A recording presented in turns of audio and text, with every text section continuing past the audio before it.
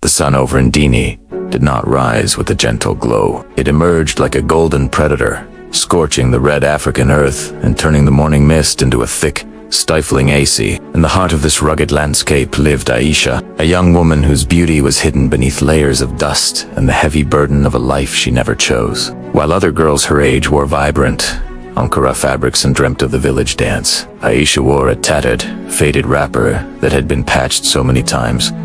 The original pattern was a mere memory. Her day began long before the first rooster crowed, with a heavy clay pot balanced perfectly on her head. She walked the narrow winding path to the great river. The path was lined with ancient baobab trees that stood like silent sentinels, witnessing her daily struggle. Every step she took was a testament to her strength. Her mother, Mama Shola, lay bedridden in their small mud-walled hut, coughing away the remnants of a life spent working in the harsh sun. Her younger sister, little Zola, depended on Aisha for every grain of maize and every drop of water. As Aisha reached the riverbank, she encountered the village roses, a group of wealthy girls led by the chief's daughter. They wore shimmering beads around their necks and giggled as they watched Aisha struggle with the heavy pot. "Look at the queen of dust," one girl mocked, splashing water toward Aisha's feet. "Be careful, Aisha. If you wash your face, the river might turn black from all your misery." Aisha kept her eyes down, her heart a drum of silent rage. She knew the rules of Ndini, a backdrop to the lives of the fortunate. But the real challenge arrived at noon. A sleek, black luxury vehicle, a sight rarely seen in the dusty heart of Ndini, roared into the village square. Kicking up a storm of red sand, out stepped Kofi, the son of a wealthy city tycoon who had recently bought the nearby timberlands. Kofi was dressed in expensive linen, his wrist adorned with a gold watch that reflected the harsh sun. He was handsome, but his eyes were cold, filled with the arrogance of a man who believed the world was his for the taking. Kofi was in Ndini to oversee his father's new plantation, and he looked at the villagers as if they were nothing more than insects. He stopped Aisha as she was carrying a bundle of firewood past the village square. "You there?" he barked, pointing a polished finger at her. "This path is now private property. Clear out."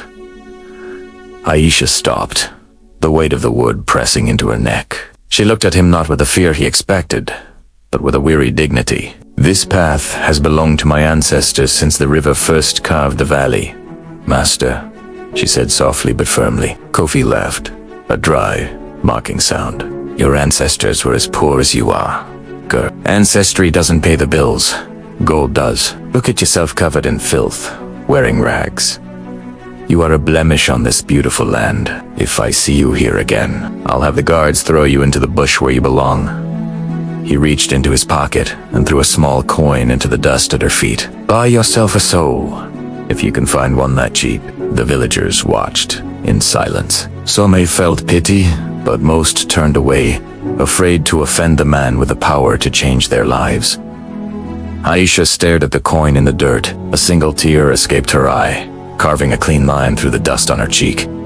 She didn't pick up the coin. Instead, she stepped over it and walked away, her head held high even as her spirit felt crushed. She didn't know that far away, in a city of glass and steel, a powerful man was looking at an old photograph of a woman who looked exactly like her. The secrets of Ndini were deep, but the secrets of Aisha's blood were deeper. The moon hung over Ndini like a curved ivory tusk, casting long, ghostly shadows across the thatched roofs. Inside her mother's hut, the air was thick with the scent of burning eucalyptus leaves and traditional herbs. Aisha sat by the small fire, her hands stained with the juices of the wild berries she had gathered to make a soothing tea for Mama Shola. Every time the wind howled through the cracks in the mud walls, Aisha felt a shiver that was unfrom the cold. It was the weight of Kofi's insults still stinging her soul. Mama Shola coughed, a dry, rattling sound that broke the silence. She reached out a trembling hand, grabbing Aisha's wrist with surprising strength. "Aisha, my child," she whispered, her voice like rustling dry grass. "The lion does not lose sleep over the opinion of sheep. Do not let that city boy's words rot your heart."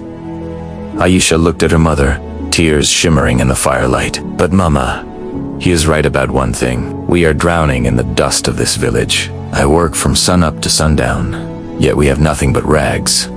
Why did Papa leave us to this fate? Why did he never come back from the great city. Mama Shola's eyes grew misty, looking at something far beyond the walls of the hut. She struggled to sit up, gesturing toward an old, weathered wooden chest buried under a pile of kente blankets in the corner.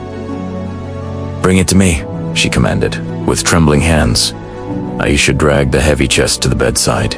It was locked with a rusted iron latch. Mama Shola pulled a small, beaded leather cord from around her neck.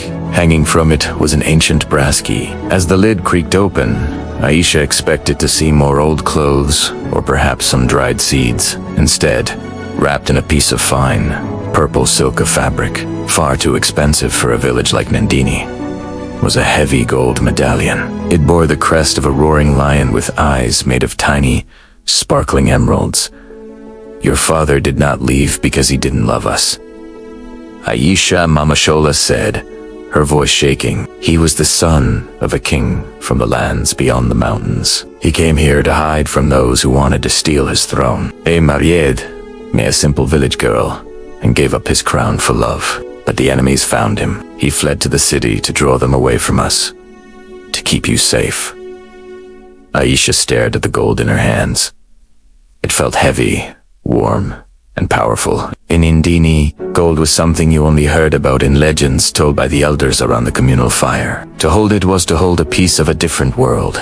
"Kofi thinks you are a beggar because he only sees your skin and your rags," Mama Shola continued, her eyes burning with a sudden fire. "He does not know that the blood of kings flows in your veins. This medallion is the key to your father's house. He told me that when the time was right, and when you had learned the humility of the earth, you must go to the city and claim what is yours." Suddenly, a loud bang echoed outside. The sound of a heavy engine rumbled nearby. Kofi's men were clearing more land for the plantation, and the vibration shook the very foundation of their humble home. Dust fell from the ceiling, landing on the gold medallion. Aisha gripped the trinket tight. The sadness in her eyes was replaced by a cold, sharp determination. She realized that her life of carrying water and gathering wood was just a mask. She wasn't just a village girl. She was a secret. But as she looked at her frail mother, she knew leaving wouldn't be easy. The journey to the city was dangerous, and Kofi's family owned the very roads she would need to travel. "Hide it," Mama Shola whispered as footsteps approached the hut. "The world is not ready for the Queen of Indini." Yet Aisha tucked the gold deep into her bodice, just as the door was kicked open. It was one of Kofi's foremen, a tall man with a cruel scar across his cheek. "Ow!" he shouted. "This hut is in the way of the new road. You have until sunrise to move, or the bulldozers will flatten it with you inside." The first light of dawn was not a blessing, but a threat. The heavy mechanical growl of the bulldozers echoed in the distance, sounding like hungry beasts coming to devour the only home Aisha had ever known. While the rest of the village slept or watched in fearful silence, Aisha was busy. She packed a small bundle made of an old kente cloth. Inside were a few dried plantains, a bottle of herbal medicine for her mother, and the gold medallion hidden deep within the folds of her dress. "You must go, Aisha," Mama Shola whispered, her voice weak but steady. "Take your sister, Zola. Go to the city of Lagos. Find the house with the lion's gate. Show them the gold. If you stay here, Kofi will crush you like the dirt under his boots." Leaving was like tearing a limb from her body. Aisha looked at her mother, knowing she might never see her again. She entrusted her mother to the care of a kind neighbor, promising to return with wealth and doctors. With Zola's small hand gripped tightly in hers, Aisha stepped out into the morning mist. They didn't take the main road. They took the hunter's path through the thick elephant grass to avoid Kofi's guards. The journey was a grueling test of spirit. For 2 days, they trekked through the bush, their feet bleeding and their throats parched. They encountered the spirit of the forests, a group of nomadic herders. Following the African tradition of hospitality, the herders shared their goat's milk and warned them of the iron jungle ahead. "In the city," the eldest herder said, "people do not look at the stars to find their way. They look at the ground to avoid the gaze of others. Keep your secret close, daughter of the soil." On the 3rd day, the red earth turned into gray asphalt. The quiet chirping of crickets was replaced by the deafening roar of engines and the chaotic symphony of car horns. Aisha stood at the edge of the city, frozen. She had never seen buildings that touched the clouds or metal carriages that moved faster than a cheetah. People brushed past her, shoving her aside. Out of the way, village. A man in a sharp suit shouted, nearly knocking Zola over. To the people of the city, Aisha was just another bush girl. Poor, dirty, and insignificant. Her fit torn clothes with a badge of shame in this world of neon lights and glass walls. Hungry and exhausted, Aisha and Zola found themselves near a high-end shopping district. The smell of grilled suja, spicy meat teased their stomachs, but they had no coins. Suddenly, a familiar laugh rang out. Aisha froze. In front of a glittering cafe sat Kofi. He was surrounded by friends, drinking expensive palm wine from crystal glasses. He spotted Aisha immediately.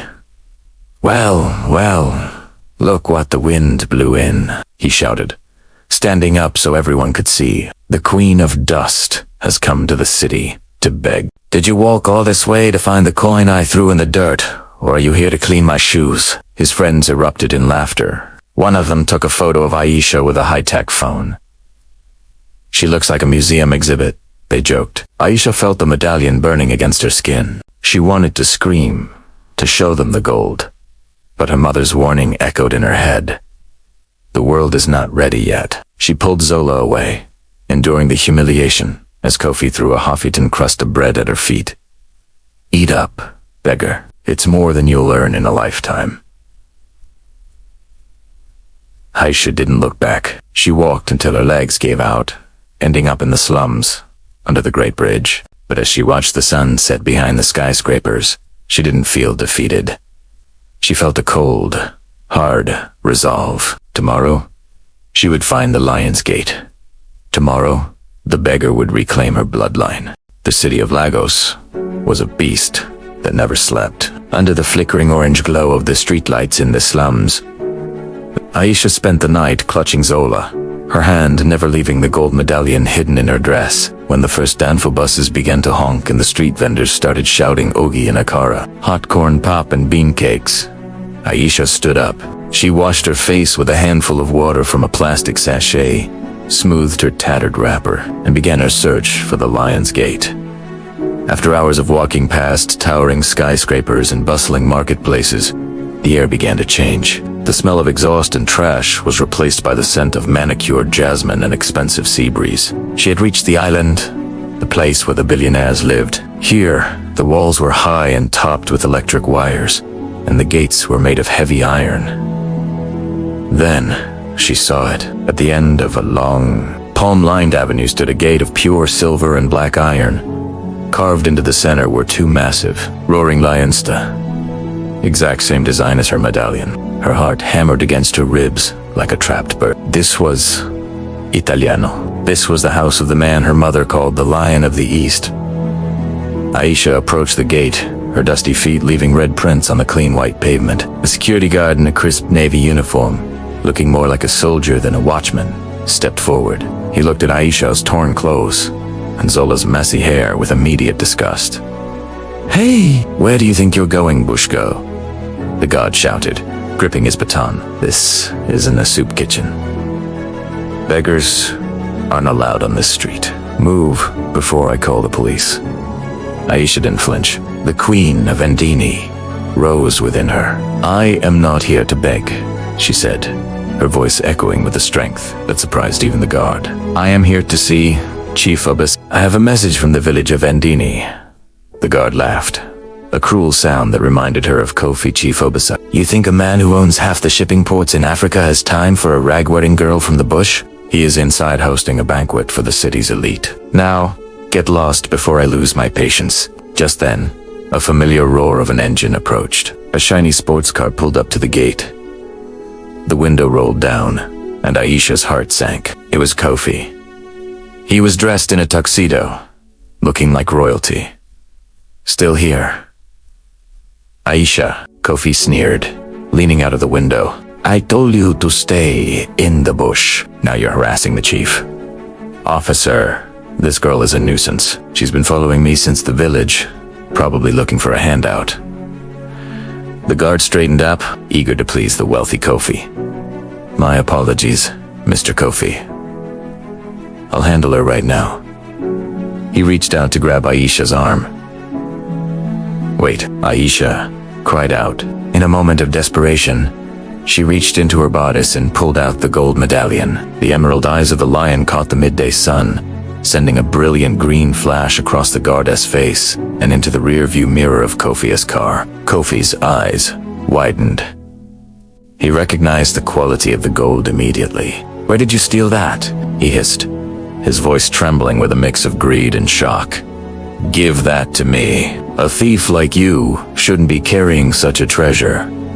Kofi jumped out of his car and tried to snatch the medallion from her hand. Aisha pulled back, but the guard grabbed her from behind. In the struggle, the medallion fell to the ground, landing with a heavy thud on the pavement. "What is the meaning of this noise?"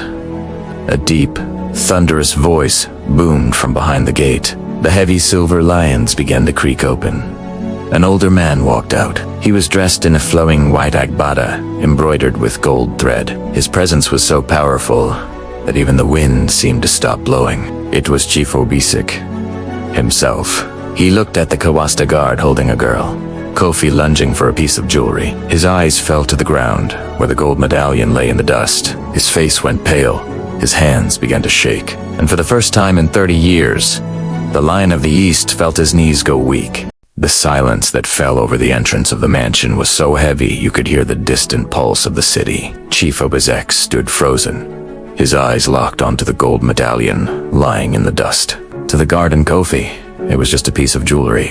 But to the chief, it was a ghost from a life he thought was lost forever. Where did you get this?" the chief whispered, his voice cracking like dry timber. He didn't look at the guard or the wealthy Kofi. His gaze was fixed entirely on Aisha. Kofi, thinking he could still win the situation, stepped forward with a fake smile. "Chief, don't mind her. This girl is a common thief from the village of Ndini. I've seen her begging in the dust for weeks. She probably stole that from a traveler. I was just about to call the police to take her away." The chief ignored him. He slowly bent down, his expensive silk agbada touching the dirty pavement, and picked up the medallion. He wiped the dust from the lion's emerald eyes with his thumb. Tears began to track down his weathered face. He looked at Aisha really, looked at her end, saw the shape of her nose, the curve of her jaw, and the fire in her eyes. It was the face of the woman he had loved and lost 30 years ago. "Ndini," the chief breathed. "You come from the village of the Red Earth?" "I come from my mother," Shola Aisha said, her voice trembling but her head held high. "She told me that the man who owned this medallion would know who I am. She is sick, and our home is being destroyed by people who think our lives are worth less than the dirt." She glanced sharply at Kofi. The chief's expression shifted instantly. The grief vanished, replaced by a terrifying, cold fury. He turned to the guard, who was still holding Aisha's arm. "Release her," the chief thundered. The guard jumped back as if he had been burned, his face turning pale. Then, the chief turned to Kofi. Kofi was shaking now, his arrogance melting away like wax near a fire. "And you," the chief said, his voice low and dangerous. "You called this girl a beggar? You said she was a blemish on the land?" I didn't know, Chief," Kofi stammered, backing away toward his car. "She looked so... She was wearing rags. I was only trying to protect your gates. You are protecting your own pride." "Boy," the chief spat. "This beggar is Aisha Obisek. She is the daughter of the lion, and the blood of the kings of the east flows in her veins. Everything you see this house, the land you are clearing in Ndini, the very air you breathe in this city belongs to her family." Kofi's jaw dropped. The street vendors and passers-by who had gathered to watch the drama began to whisper and point. The Queen of Dust was a princess. The chief stepped toward Aisha and took her hands in his. They were rough and calloused from years of hard labor, but he kissed them as if they were made of diamonds. "My daughter," he sobbed. "I searched for you for so long. The enemies who drove me away are gone, but I thought the bush had swallowed my heart. Please, come inside. Your life of rags ends today." As the massive silver gates opened wide, Aisha took Zola's hand. She looked back at Kofi one last time. He looked small, pathetic, and defeated. She didn't say a word. Her silence was a more powerful punishment than any insult. Inside the mansion, a team of servants was already being summoned. The chief barked orders. "Call the finest doctors. Send a private helicopter to Ndini to bring Mama Shola here immediately. Prepare the royal suite." Aisha was led to a bathroom made of solid marble. As she stepped into the warm, scented water, the red dust of Nini finally washed away, revealing a skin that glowed like polished ebony. When she emerged, she was draped in the finest hand-woven silk, and gold beads were braided into her hair. The girl who carried firewood was gone. The princess of the Lion's Gate had returned. The grand dining hall of the Obisek mansion was a place of legends. The table was carved from a single trunk of a 1,000-year-old mahogany tree, polished until it shone like the surface of a dark lake. Tonight, the air was thick with the aroma of jollof rice, spicy agusi soup, and succulent grilled tilapia feast, fit for a returning warrior. But for Aisha, sitting at the head of the table next to her father, the food was secondary to the fire burning in her soul. Aisha looked at her reflection in a silver platter. The girl with the dusty face was gone. She was now dressed in a regal gown of royal blue and gold brocade, her neck adorned with heavy coral beads, the traditional mark of high nobility in her culture. Her hair, once messy and dry, was now styled in intricate braids that resembled the crown of a queen. "My daughter," Chief Obisek said, his voice brimming with pride, "the city knows you are here. Tomorrow, I have summoned the business council, including the family of that boy, Kofi. They must answer for what they have done to our lands in Ndini." Aisha set her glass of fresh palm juice down. "It is not enough for them to answer to you, father. They must answer to the people they stepped on while they were climbing their ladder of greed." The next morning, the mansion's reception hall was filled with the elite of the city. Among them was Kofi's father, a man who built his wealth by bullying small villages. Kofi stood behind him, his face pale and his hands shaking. He had spent the night realizing that the girl he had humiliated was now the woman who could bankrupt his entire family with a single word to her father. When Aisha entered the room, a hush fell over the crowd. She didn't walk like a village girl anymore. She walked with the measured, heavy steps of a lioness. She took her seat on a chair that was more like a throne. Kofi's father stepped forward, bowing low. "Chief Obisek, we are honored by this invitation. My son tells me there was a small misunderstanding at the gate yesterday. We are here to apologize and offer a gift to the young lady." He signaled to Kofi, who stepped forward with a box containing a diamond necklace. Kofi didn't dare look Aisha in the eye. "Please, Princess Aisha," Kofi whispered, his voice cracking, "accept this as a token of my deepest regret." Aisha didn't look at the diamonds. She looked at Kofi's polished shusta, same ones he used to kick dust at her. "Keep your stones, Kofi," she said, her voice cold and echoing through the hall. "In my village, we have a saying. You cannot wash a pig and expect it to stay clean. You didn't just insult a girl. You insulted the ancestors of Ndini. You destroyed homes to build roads for your father's greed." She turned to her father. "Father, I want the contracts for the Ndini plantation revoked. I want the land returned to the people. And as for Kofi," she stood up and walked toward him. The room felt smaller as she approached. "You once threw a coin at my feet and told me to buy a soul." Here she reached into a small gold silk pouch and pulled out a single, dirty copper coin, the one she had saved from the village. She dropped it on his expensive leather shoes. "Go to the village of Ndini," she commanded. "You will work in the fields, carrying water and gathering wood, until you have earned enough to pay back every family you displaced. Only then will I consider your apology." Kofi's father gasped, but he knew he had no choice. To offend the Obisek family was to be exiled from the city's business world. Kofi fell to his knees, the weight of his own cruelty finally crushing him. Aisha looked out the window. A helicopter was landing in the garden. The doors opened, and a medical team wheeled out a woman on a stretcher. It was Mama Shola. Aisha's eyes filled with tears. But this time, they weren't tears of sadness. They were tears of victory. The red dust was gone, but the strength it had given her would stay forever. The hum of the private helicopter was a sound the village of Ndini had never heard before. To the villagers, It looked like a great silver dragonfly descending from the heavens. As it landed, kicking up a massive cloud of the familiar red dust. The people gathered at a distance, shielding their eyes and whispering in fear and wonder. The doors opened, and a golden staircase was lowered. First stepped out the chief's elite guards, dressed in ceremonial black and gold. Then, a figure emerged that made the village elders gasp and drop their walking sticks. It was Aisha, but she was no longer the queen of dust. She wore an exquisite arrow and buba made of heavy, shimmering silk that changed color from deep amber to burnt orange, mirroring the African sunset. Around her waist was a sash of pure gold, and her neck was heavy with the finest coral and jasper beads, signifying her status as the heir to the Abyssic throne. Behind her, Mama Shola was carried in a comfortable, modern mobile chair, looking healthier than she had in years, her eyes shining with the joy of a mother who had seen her daughter's destiny fulfilled. The village chief and the elders approached, bowing their heads. They remembered how they had let the village roses mock her and how they had stayed silent when Kofi threatened her home Princess Aisha. The village chief stammered, his voice trembling.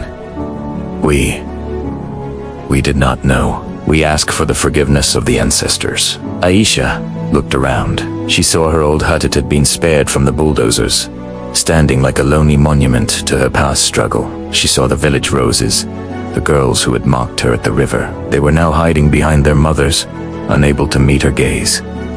"Rise, elders," Aisha said, her voice carrying the authority of a woman who had survived the fire. "I did not come for revenge against my own people. I came to bring the rain that Ndini has been thirsting for."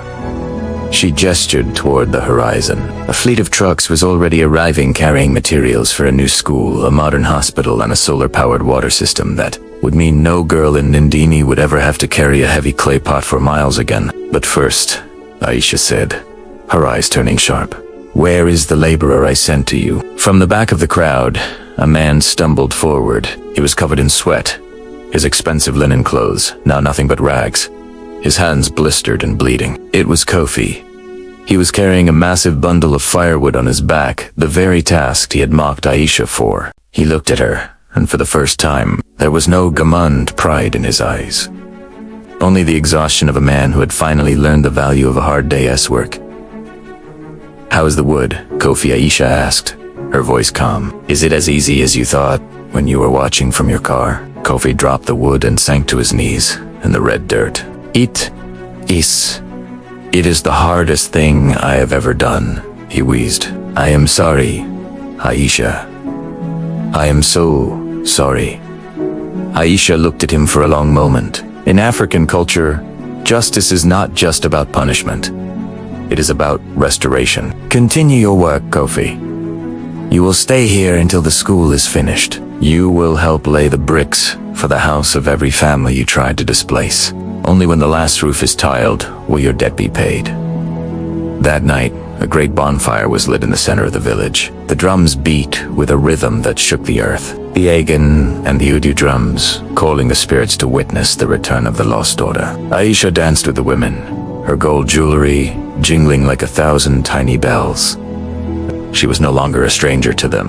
She was their protector. As the moon rose over the baobab trees, Aisha sat with her father and mother. The village of Ndini was no longer a place of misery. It was a place of hope, but Aisha knew there was one final task left to complete her journey.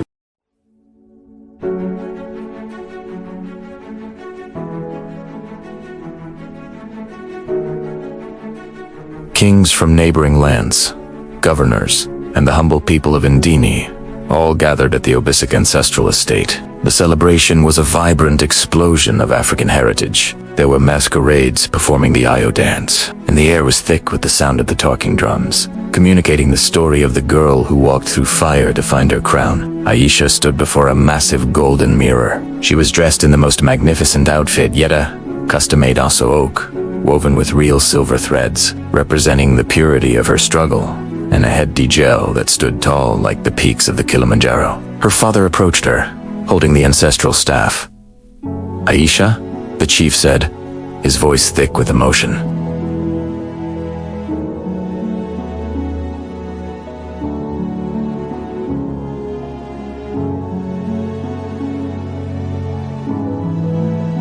He had finished his labor in Indini. He was thinner, his hands were scarred, and his expensive lifestyle was a thing of the past. But as he looked up at Aisha, he didn't look away in shame.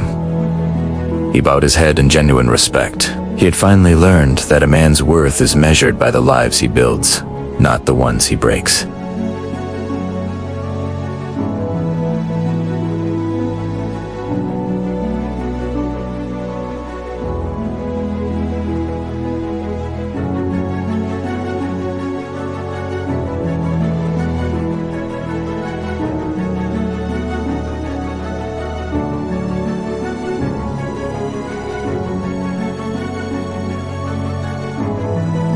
I have worn the rags of a beggar and the silk of a princess. I tell you today, the heart does not change with the fabric. From this day forward, the Abyssic Foundation will ensure that no child's potential is buried in the dust because they are poor. We will build schools where the Queen of Dusk can become the Queen of Science or the Queen of Art. Beside her, Mama Shola sat on a throne of her own, draped in white lace, looking like a queen mother. She smiled, knowing that the secret she had kept in that old wooden chest had changed the world. The celebration lasted for 7 days and 7 nights. There was enough food to feed 10 villages, and no one was turned away from the gates.